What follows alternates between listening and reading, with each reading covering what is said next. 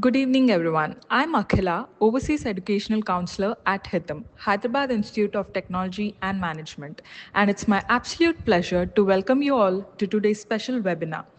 Before we dive into the main session, I'd like to take a moment to set the context and share the unique foundation on which this collaboration stands.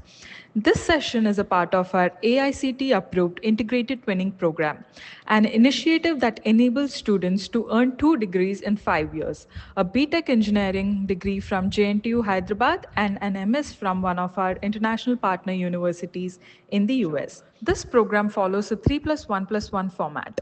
3 years of study at HITAM, 1 year of undergraduate study at the partner university abroad, one additional year to complete the MS degree.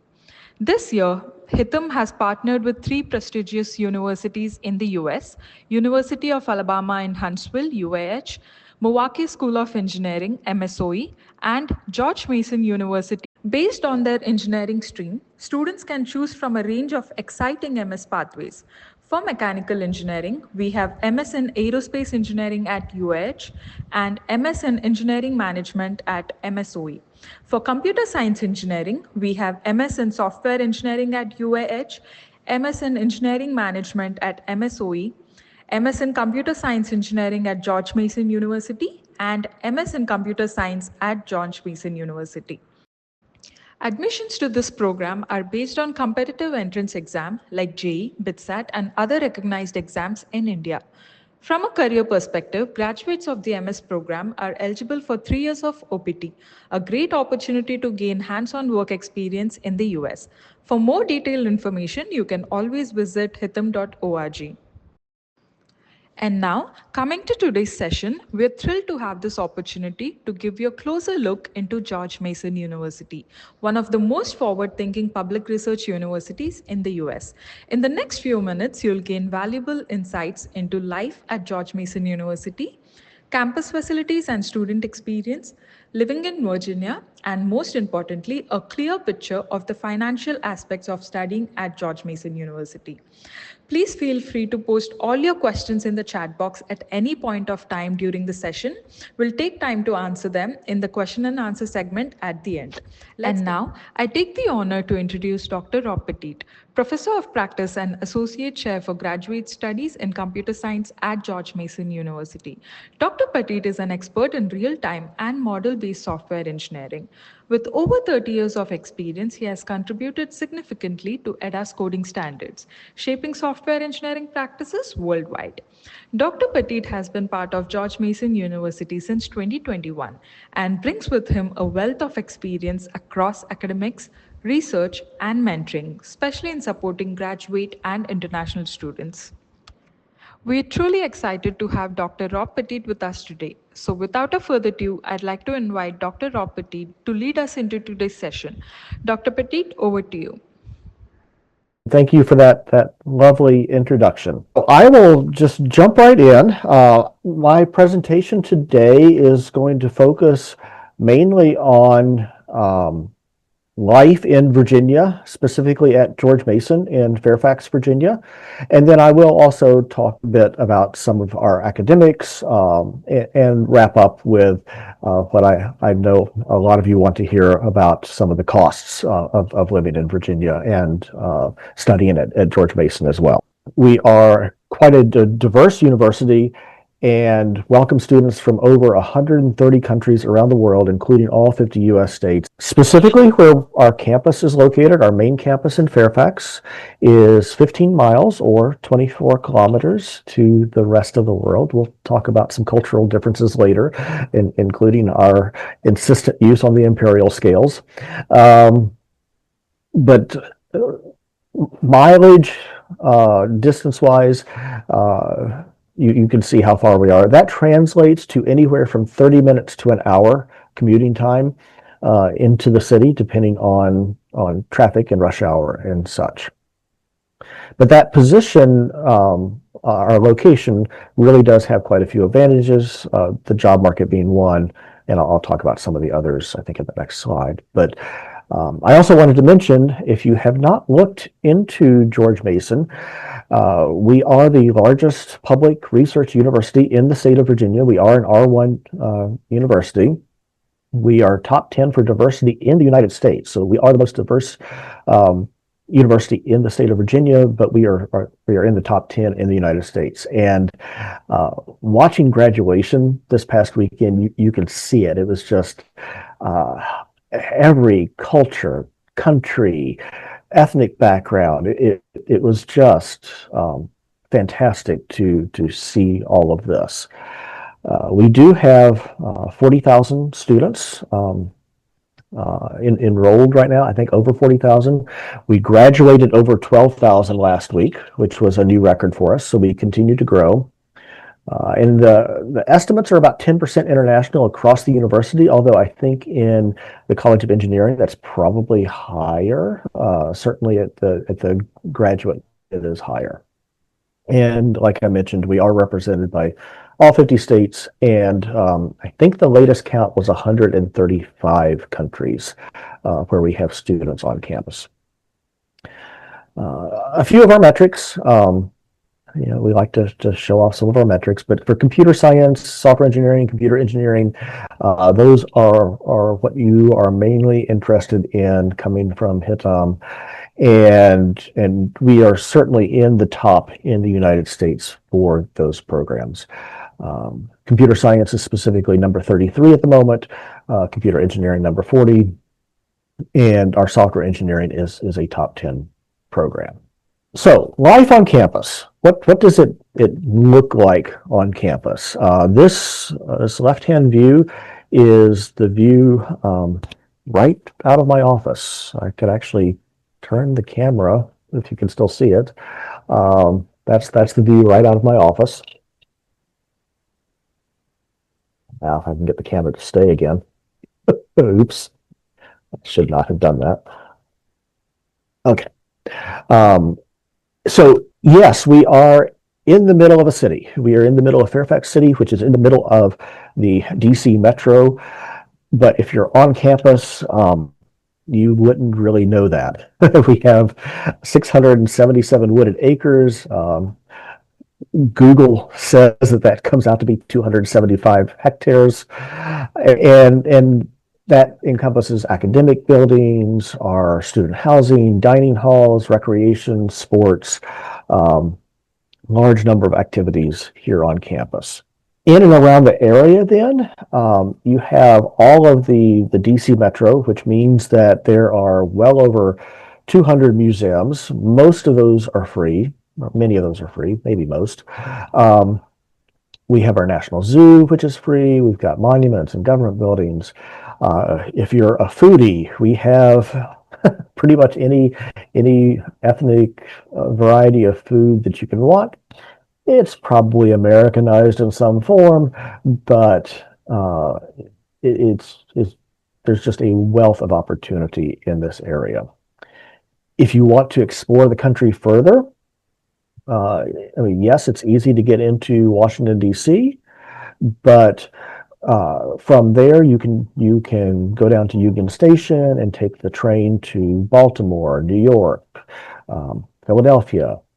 We have 2 airports easily accessible. So Dulles International, if you're coming from India, that's where you would fly into, most likely, or our Washington Reagan National Airport, which is the domestic airport in the region.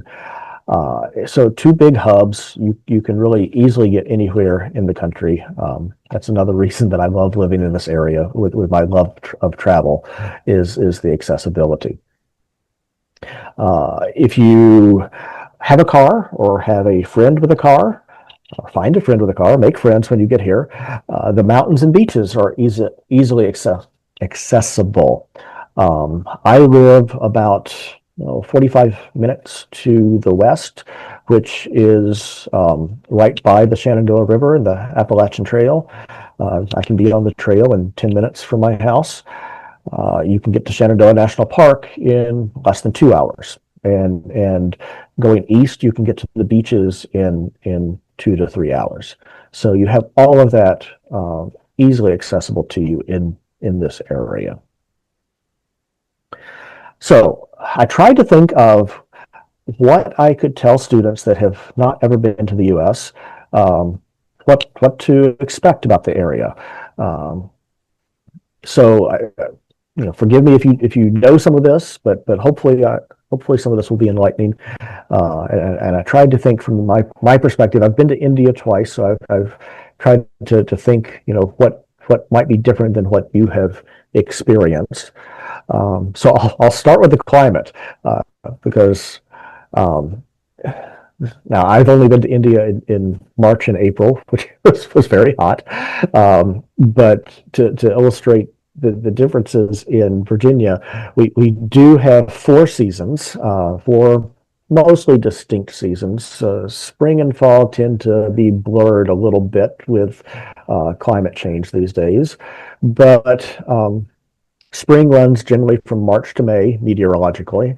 Uh, we do have a lot of pollen. You will likely experience allergies during the spring. There's lots of over-the-counter solutions for that, but then everything starts to bloom. So if you look in our top right corner here, this is a picture of Mason Pond. You can actually see Mason Pond in summer down below. So this is what it looks like in summer. Up in the upper right is the spring with the cherry blossoms that surround the pond. And then if you don't get enough cherry blossoms with us, there's the major cherry blossom festival in Washington, D.C. So all of the National Mall in D.C. is lined with these cherry trees, and it does get crowded, but it's just a beautiful sight to see in the spring. Temperature-wise, we're talking 50s to 80s Fahrenheit. I'll talk about the difference in temperature measurement in a different slide, but that is Fahrenheit. Um, Summer meteorologically runs June to August, roughly. It can be hot, can be humid. Although compared to Hyderabad, it's not as hot as Hyderabad, but it is certainly more humid. Maybe more like Chennai or Mumbai with the humidity. And temperatures can vary quite a bit. We can be from 70s Fahrenheit to hundreds, low hundreds. Rarely, we only get a few days of those, but it does happen. And that's when our longest days occur. We can get 15 hours of sunlight in the summer. Fall runs generally September to November. And if you look in the upper left, this is what you see in the fall. All of our hardwood trees start to change, and we get these beautiful colors throughout campus. So shortly after you would get here in the fall semester, this is what campus would look like with all these wonderful colors. And then temperatures start to gradually decline through November, with then getting into winter, December to February, where the temperatures are in the 30s Fahrenheit. So that's, zero single digit Celsius. We do get some snow. We don't get as much snow as we used to, and certainly not as much snow as many of the other parts of the country, but enough to make it fun for a few days in winter. And this is a picture again of Mason Pond with snow around it down here in the lower left. That does get to our shortest day of the year, which is about 9.5 hours of sunlight. So you don't really get the extremes of the far north or south. We are quite well balanced in terms of our weather and climate all around. And I will say that almost all American buildings have air conditioning and central heat of some form. It's very rare, except maybe in some of the mountainous regions, to find buildings that are not air conditioned. So I always recommend dressing in layers, because you don't know how how much that temperature difference is going from outside to in our buildings. So I've already mentioned the temperature unit differences. We are, I think, pretty much the lone holdout in the world for only using imperial measurements. So, and I will say most Americans, myself included, do not do a good job of converting in our head. Uh, I can sometimes, actually often, convert distances in my head, so kilometers to miles, but not our Fahrenheit to Celsius conversions. So just be aware that we do use the imperial scale. So miles for big distances, um, gallons instead of liters. It's roughly 4 liters to a gallon, and then temperature Fahrenheit to Celsius. There's no good conversion. So uh, zero Celsius is 32 degrees Fahrenheit, and that's about all I ever remember. So you can get these handy dandy charts, or just try to get used to it. Our language is also a bit different. If you have only studied British English or Indian English, um, you will likely find that the American version of English is much less formal. There are still quite a few dialects, although I just read an article last night about how more and more are disappearing, particularly our accents. Uh, I used to have a very heavy Southern accent growing up in Kentucky, and uh, I at least think my perception is that that's fairly neutral now. Um, but you will see different words, different terminologies, different phrasings. I know one thing many of our Indian students always say, that if I'm used to hearing it now, so I know exactly what you mean. But um, many, if when they have a question, as we would say in America, you would say, "I have a doubt," and so that's just one example of language differences. Um, I wish that I could give you a good guide on um, pronouncing American words, American English words, but there's really no good guide for it. We've mixed all sorts of different languages into our dialects, and so a lot is really by context. Um, Now, the good news is that most Americans, because we are much less formal than the British, will understand partial phrases. We will understand if you don't get a word quite right, or don't have proper formal grammar. Most of us don't. There's most Americans are very easygoing in terms of the variation in the language. The bad news is that we are generally not taught foreign languages, which means that we do often have a hard time hearing some of the sounds that may not be present in American English natively. All right, another cultural difference. And this hits me every time that I go to the UK or go to India. I have to flip things around in my head because Americans drive on the right, um, and I know in India the traffic is very, very congested. We like to complain about our traffic. It's not nearly as congested as what I've seen in Delhi or Hyderabad, but we complain about it nonetheless. And speed limits are one rule that are generally ignored.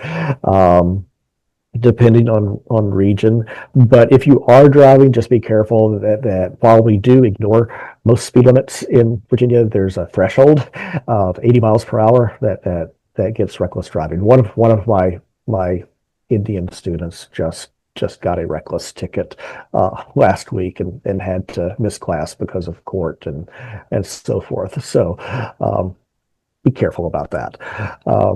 Yeah. And while we you know ignore the pass on the left most of the time and pass any which way we want. Do make sure that you stay in the lanes and so forth. And aside from New York City, we also generally don't use horns. You're not going to hear horns used in Virginia in general. So those are a few things to get used to if you're driving or riding on the roads. And then the food. I've been asked what is traditional American food, and I'm not sure that there is traditional American food. Um, Maybe the hamburger, maybe steak. We do eat a lot of beef in the United States. Um, so if you see red meat, assume it is beef. It would be good to ask if you want to avoid eating beef to make sure that you know what you're getting. We also assume that unless you say so, that you don't have allergies. I know other countries. I ran a study abroad in the UK, and there, all the servers ask you first about allergies. Here we won't. We'll just assume that you tell us. So if you do have allergies, do make sure you speak up. Most restaurants are very accommodating to that. Just we won't ask you. We will rely on you to tell us that.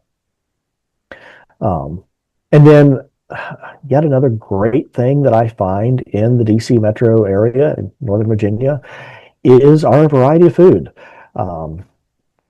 Yes, it is often an Americanized version. So, if you have been to Italy and you go to an Italian restaurant and you're expecting Italian food, that's probably not going to live up to expectations. It will be an Americanized version of Italian. It'll be close, but it will be Americanized. Same with most Indian food, particularly if you like the spicy food. You will have to tell the servers that you can handle the spice because most Americans cannot, and so it tends to be toned down a little bit. These are pictures around campus. So on campus, you have a couple of dining halls that are served buffet style, like the one in the upper right here. I think that is South Side, if I'm not too badly mistaken. We have South Side that's in the middle of campus, and then Ike's that's close to the engineering building, where a lot of my colleagues and I will go once a week or so to eat. And then we also have fast food in the middle of campus in what's called the Johnson Center, which is it acts like a student union. We have another building called the Student Union, but the Johnson Center acts as the central gathering point with fast food places and study halls and an extension of the library and meeting rooms, pretty much anything that you need, and right there in central campus. And there are fast food places, some with sit-down options, such as Panera, which is mostly sandwiches, and Chipotle, which is Mexican American. We've got pizza, we've got burgers, we've got one restaurant that is halal only. That's actually my favorite in the Johnson Center, or JC as we call it. So there's lots and lots of options right here on campus.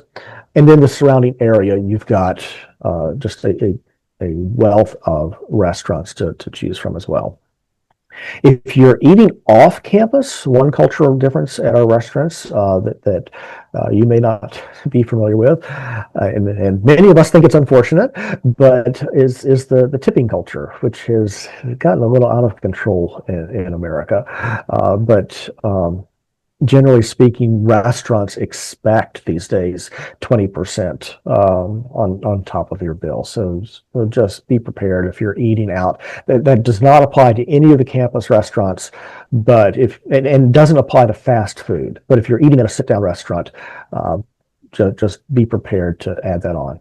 We also don't add tax into our prices. So when you see the prices on the menus, you kind of have to do the mental math to add 5 or 6% tax on top of that. I've never understood why we don't do that like the rest of the world. I love it when I go to other places in the world and what you see is what you pay with tax inclusive, but that's not the American culture. Safety. We are sitting in one of the safest places in the United States. Um, I know the news likes to sensationalize everything. I think that's the same worldwide that bad news makes news. But the Northern Virginia area, Fairfax City in particular, is incredibly safe. I just looked up the statistics last week, and officially Fairfax ranks in the 92nd percentile nationwide for safety. For emergency situations, we have a 911 system. So you would just dial 911 from any phone. Cell phones work as well, and that would put you in touch with an emergency operations center that can get fire, ambulance, police, whatever you need. And then George Mason also has this Rave Guardian app. I actually didn't know about this until I was looking into these charts. That's pictured here in the lower right, and with the click of a button on your smartphone, you can you can basically get in touch with the police. You can contact people that you've set up as your trusted contacts, let them know that, hey, I'm leaving campus, and you can set a timer of when you should be back, and it will alert if you don't get to where you're going in a certain amount of time. And all these resources for any case of emergency. So it's a really, really great app to have. Um, in the United States, also for alcohol consumption, the age nationwide now, I don't think there are any states remaining that have a drinking age under 21. So if you do choose to drink, do make sure you are of age. That is something that is checked quite regularly. And just make sure you do so in moderation. Stay safe. Walking, the area around campus and on campus in Fairfax and so forth is quite walkable. Most of our cities have a nice sidewalk network, so you don't have to walk in the street or in the grass. Really, in most any U.S. city. So we would have sidewalks and then crosswalks. And again, make sure, kind of like how if you've ever been to London, they painted on the crosswalks which way to look. We don't have those indications, but just make sure that you're looking the right way for right driving cars instead of left driving cars. When you cross the road, do make eye contact when crossing the road. Cars are supposed to stop for you in a crosswalk, but that's not 100%. So don't just assume that you can step out into a crosswalk and that a car will see you or stop. But if you make eye contact, that's the safest way to cross the road. All right. Moving into some of our tech hub focus of Northern Virginia. The estimates I've seen, this is Data Center Alley in Northern Virginia, and I've seen estimates that somewhere around 90% of the internet runs through our area, which means that our access to broadband internet is really, really nice. I am quite spoiled in this area. The speed test on the right, that's from my home network. Home Wi-Fi, my home wired is 300. And that's paying all of maybe less than $50 a month for the internet. So it's accessible. It's at least in terms of how we think, very affordable. And then you have Wi-Fi all across campus. I just ran a speed test on my office network, and that's hitting about 100 megabits per second right now. Might go down when students are on campus, but it's very, very accessible. Also, for your cell service, we're sitting in an area that has really good 5G coverage throughout most of the area. Um, then another part of American culture is the sports. We love our sports, and unlike many other countries, sports are a part of the collegiate experience, not just professional or amateur sports, but also built into our universities. The biggest sport on campus for George Mason is our basketball. This is what's shown in our upper right. And as a student, you would get free tickets and be able to sit in the student section. You can see them opposite there in the yellow. And it's just a really fun event to go to.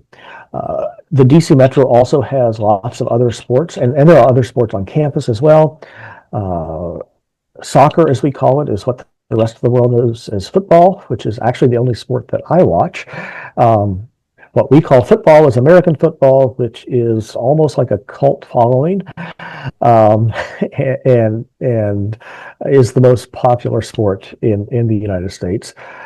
Baseball has the most number of games, so if you're interested in baseball, you can easily find baseball games throughout the spring and summer months, actually all the way through October. And then cricket. I hate to break it to you, but most Americans don't have any idea about cricket. Although, that said, there is an active cricket presence in the DC Metro, and the Washington Freedom won the 2024 Major League Cricket Championships. So there is that.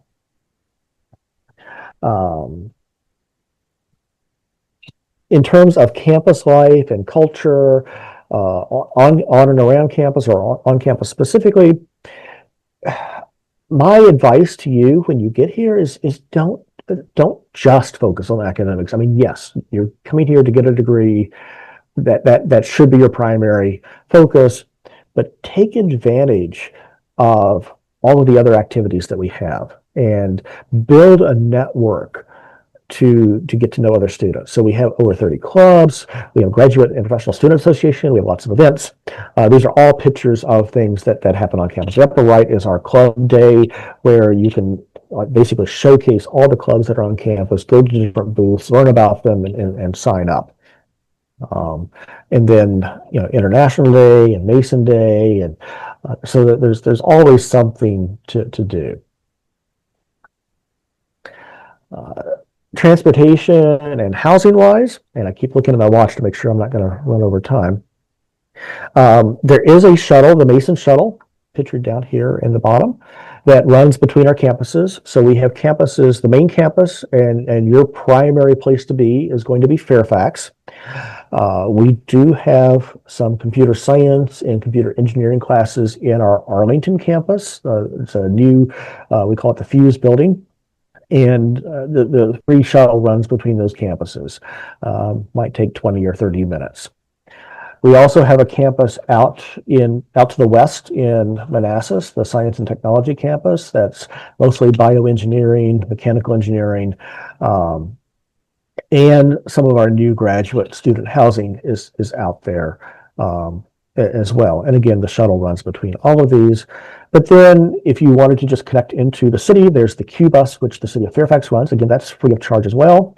That can get you to the Washington Metro, which then can get you anywhere in the area.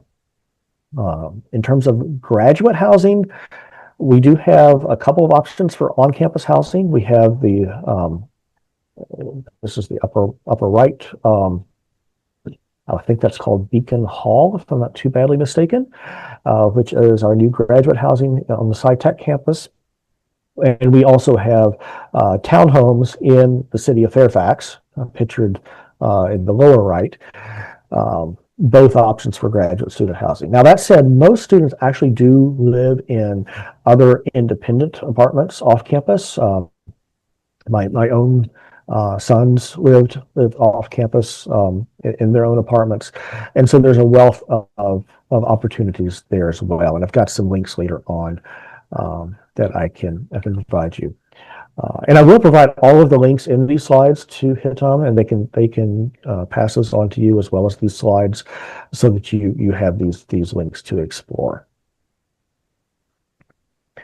So let's get into academics while I still have some time left. In our College of Engineering and Computing, we do have two schools, the School of Computing and the School of Engineering. Computer science sits in the School of Computing. Computer engineering is in the Electrical and Computing Engineering Department in the School of Engineering. And then we just have a large number of labs on campus: autonomy, robotics, machine learning, uh, the robotics lab with our Professor XX has really taken off in popularity lately. I just heard that group had 15 papers published in the major robotics conference coming up, I think later this month. So there's lots going on. I couldn't even put all of our labs and research centers on one slide. But there's just a large amount of work going on. So the point being that wherever your interest lies, we have somebody working on it. So AI, ML, robotics, it's all the press right now, but we are much wider in terms of our research centers and labs than just that. So how does the integrated twinning work between HITAM and GMU? So as I'm sure you've seen by now, you would do your first 3 years in Hyderabad, and then come to we hope George Mason as one of your options for the last 2 years. And so the first year that you're at George Mason, you would be finishing your BTech degree while also taking classes that double count towards your Master of Science in Computer Science or Master of Science in Computer Engineering at George Mason. And the way that this works is that we have a set of classes, and I think I might have that on the next chart, that are basically pre-approved. We have our own accelerated master's program, and there are certain graduate courses. These are designated as 500 level and above courses by their course number that basically are used as substitutions for undergraduate classes of the same or similar topics. And that's what you will be applying back to HITAM to finish your BTech, while at the same time gaining credit towards your master's. And that allows you to finish the master's in the second year. And then you would be awarded the Master of Science from George Mason, with both computer science and computer engineering being STEM degrees officially. That then also qualifies you for the 3-year OPT, the STEM OPT ability to work in the United States for 3 years after your graduation. Generally speaking, our master's programs require 30 credit hours. We mostly talk about credit hours, but then that translates to 10 courses. So all of our graduate courses are essentially 3 credit hour courses. And so 30 credits or 10 classes are what you would need to complete a master's. And then for any of our master's programs, you can find all of the details in our university catalog. So just catalog.gmu.edu is shown down here. And you can get all of the details about the courses that we offer, as well as how to complete the degree with the breadth and depth requirements that we have. For computer science specifically, and I'm not going to go into depth in computer engineering because my background as the Associate Chair of Computer Science focuses on this, but basically here are your choices for the double counted courses. So you will choose in the transition year where you're finishing your BTech and then starting on the master's courses, you will choose 4 graduate courses from this list to double count with your bachelor's. So, compilers, gaming, or graphics, networking, operating systems, etc. And almost certainly you will have an undergraduate course of that same or similar title, and that basically just replaces your undergraduate requirement for that topic, while then also getting you the master's course to jumpstart that accelerated master's.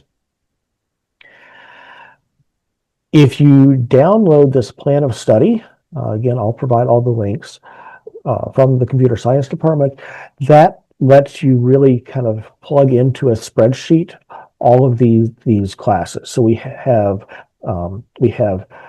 core classes and we have advanced classes, and we have a breadth requirement between the two. So that you have to take classes in at least 2 different breadth categories for both the core and the advanced. And one of the keys to successfully navigating that, I always recommend that students plan for their advanced courses first, because all of the advanced courses have prerequisites at the lower level. So you want to make sure that you took, for instance, if you take CS 584, the data mining class, that satisfies the prerequisites to get you into the machine learning advanced classes. So I always recommend that students look at that. Then we have the industry jobs. This is probably one of your top reasons for looking at coming to Northern Virginia. And we are the number 2 tech job market in the world here in Northern Virginia. I recommend establishing a LinkedIn page with a professional picture. We also offer a handshake account or a handshake system at George Mason. It's basically an online job search that is specific to the university. So I tell students, make sure you have an account here and look here first for the jobs, because this is where employers are looking specifically for George Mason graduates.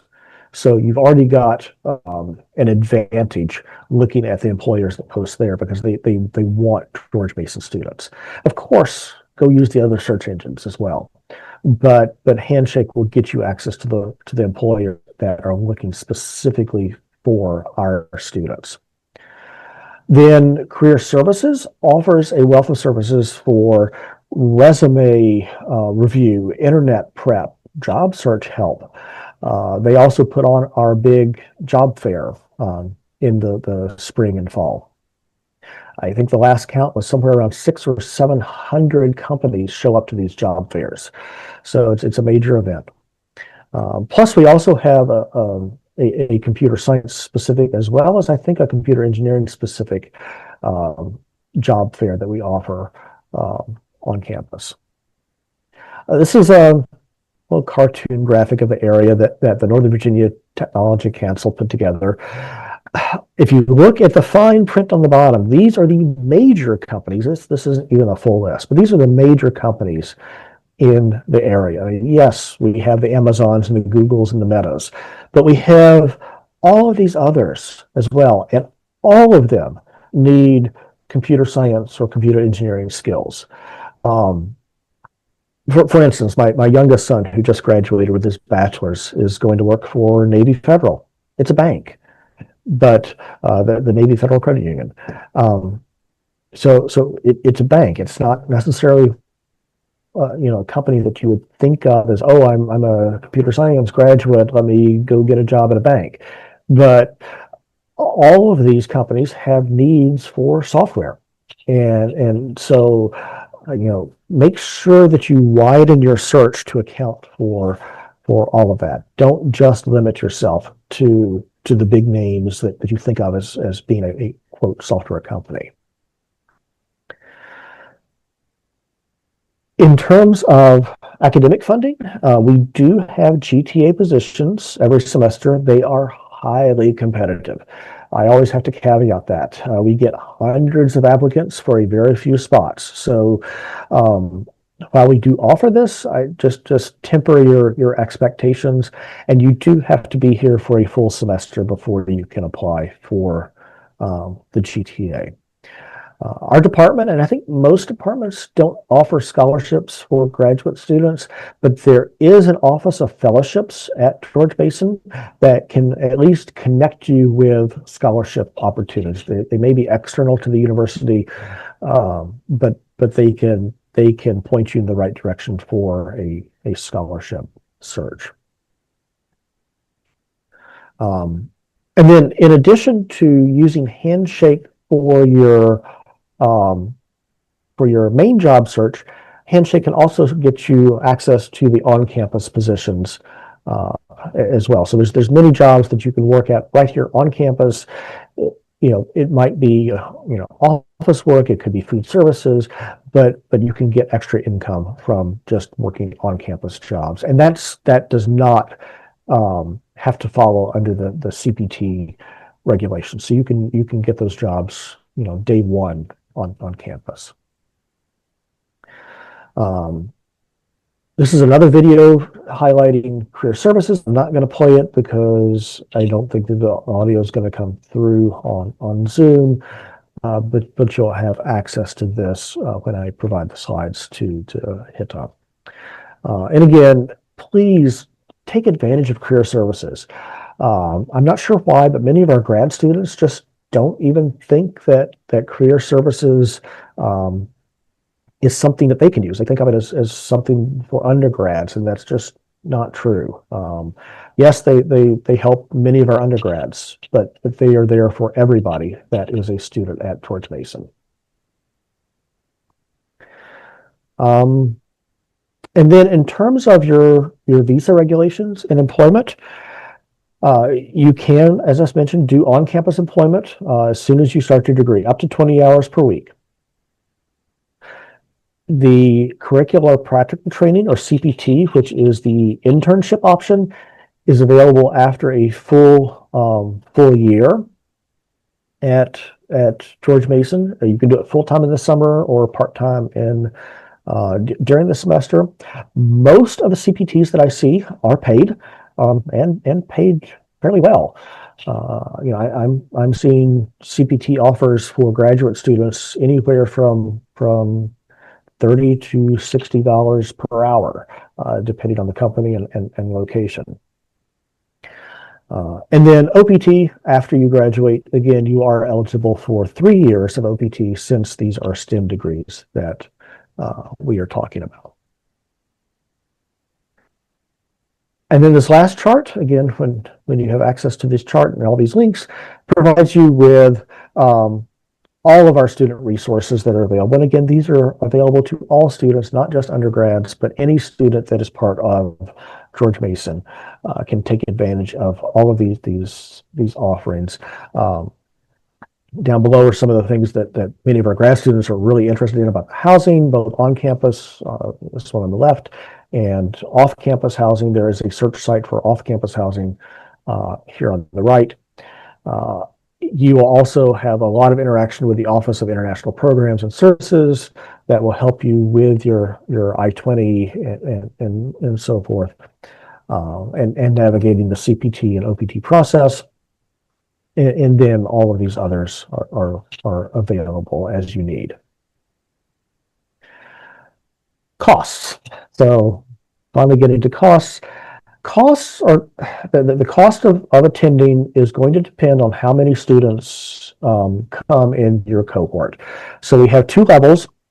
If we get from 1 to 9 students from your HITAM cohort, you would have a 35% reduction on our out-of-state tuition rates. If we get 10 or more, then you get a 50% reduction on out-of-state tuition rates. So if you're interested in following this path, the more friends you can gather to come with you, the better the cost situation will be. Using 2024, 25 tuition estimates, this is about what you're looking at. So year 1, you would still be at the undergraduate rate.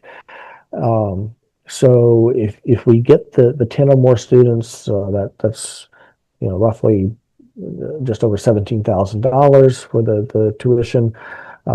Year two, you would be a graduate student. That would entail fewer credit hours that you take per semester, and that's going to look at like 13,680 if we get the 50% discount. There is a student fee for both undergrad and graduate, so you'd have to add that on top. And then, well, you can see the totals here. That does not include any additional course fees that you might encounter, which shouldn't be too much. It doesn't include the housing or meals or personal expenses either. Some of the estimates that we give down below here: housing, plan on maybe 15,000 per year. Depends on the number of roommates that you want. Depends on the type of housing that you want. There's a wide range. That's why we can't give an exact number. If you use our dining plan for the meals, you're looking at about $5,500 for food, and then insurance and textbook and the College of Engineering course fees are all shown down here below. Thank you for inviting me, and I really look forward to seeing more of your students. Thanks.